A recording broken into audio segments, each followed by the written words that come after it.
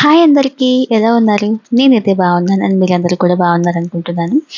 మన వీడియోలోకి వెళ్ళే ముందు welcome back to our channel Siri Vijayawada. ఈరోజు మన వీడియో వచ్చేసి క్యాండీ అండి, ఆమ్లా క్యాండీ. మీ అందరికీ తెలుసు కదా, ఉసిరికాయలు, పెద్ద ఉసిరికాయలు ఈ సీజన్లో బాగా దొరుకుతాయి. సో వీటితోనే మనం స్వీట్ క్యాండీ అయితే తయారు చేసుకోవచ్చు. ఏం లేదండి, చాలా మంచిది హెల్త్కి కూడా. సో నా దగ్గర అయితే ఒక 10 అయితే ఉన్నాయి. వీటితోనే మీకు ఈ స్వీట్ క్యాండీ తయారు చేసి చేపిద్దాం అనుకున్నాను. సో ఇవైతే మనం స్టీమింగ్ చేసుకోవాలన్నమాట. డైరెక్ట్ వాటర్లో కాకుండా ఇలా ఇడ్లీ పాత్రలో అయితే పెట్టుకొని మనం ఉడికించుకోవాలి. డైరెక్ట్ వాటర్లో అయితే దాంట్లో ఉన్న పోషకాలన్నీ పోతాయి కదా. సో ఈ విధంగా ఉడికించుకున్న తర్వాత ఒక ప్లేట్లోకి అయితే తీసేసుకోవాలి. జస్ట్ 8 to 10 మినిట్స్లోనే ఇవి ఉడికిపోతాయండి.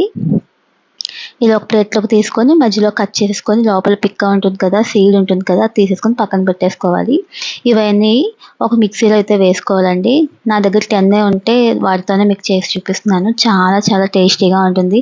చక్కగా పిల్లలకి మనం డైలీ ఇవి ఇచ్చామంటే దగ్గు, జలుబు, కఫం ఇవేమున్నా సరే తగ్గిపోతాయి. చాలా బాగా పనిచేస్తుందండి. ఇదైతే చాలా నచ్చుతుంది కూడా. సో మనం మిక్సీలో వేసుకున్నాం కదా, ఇవి ఉడికించినవి ఇలా పేస్ట్ అయితే చేసుకోవాలి. బాగా స్మూత్గా ఉండేలా అయితే చూసుకోవాలన్నమాట. ఇలా ప్యాన్ పెట్టుకొని ఇందులో అయితే ఏం వేయాల్సిన పని లేదండి. ఈ మిక్సీ చేసుకున్న దాన్ని అయితే అందులో వేసేసుకోవాలి. తర్వాత పట్టీ బెల్లం వేసుకుంటున్నాను ఇందులో. నేనైతే షుగర్ వేసుకోవచ్చు, బెల్లం వేసుకోవచ్చు. ఈ రెండింటికన్నా పట్టీ బెల్లం అయితే ఇంకా మంచిది, పిల్లలకు కూడా చాలా మంచిది కదా. సో నేనైతే పట్టీ బెల్లం యూజ్ చేశాను. 10 కాయలు తీసుకున్నాను కదా, 10 తీసుకున్నాను కదా ఉసిరికాయలు. దేనికి 250 గ్రామ్స్ వరకు షుగర్ అయితే పట్టీ బెల్లం అయితే పడిందండి నాకైతే. సో ఈ రెండు కలిపి బాగా ఉడికించుకోవాలి. కొంచెం లెమన్ ఒక 10 డ్రాప్స్ అలా పడేలా అయితే ఇందులో అయితే వేసుకొని బాగా మనం ఉడికించుకోవాలన్నమాట. ఇది ఒక 10 to 15 మినిట్స్ ప్రాసెస్ అయితే ఉంటుంది. కానీ టేస్ట్ అయితే చాలా బాగుంటుంది. మీకు కావాలి అనుకుంటే చిన్న అల్లం ముక్క కూడా మనం డైరెక్ట్ ఉసిరికాయలతో పాటు మిక్సీ చేసుకొని వేసుకోవచ్చు. చాలా టేస్టీగా ఉంటుంది. చూస్తున్నారు కదా, రెడీ అయిపోయిందండి. ఇప్పుడు ఒక ప్లేట్లోకి కొంచెం నెయ్యి ఇలా అప్లై చేసుకొని దాని మీదకైతే ఇది పెట్టేసుకోవాలి. ఇది బాగా చల్లారిన తర్వాత జస్ట్ మనం ఇలా అన్న వెంటనే వచ్చేస్తుందండి.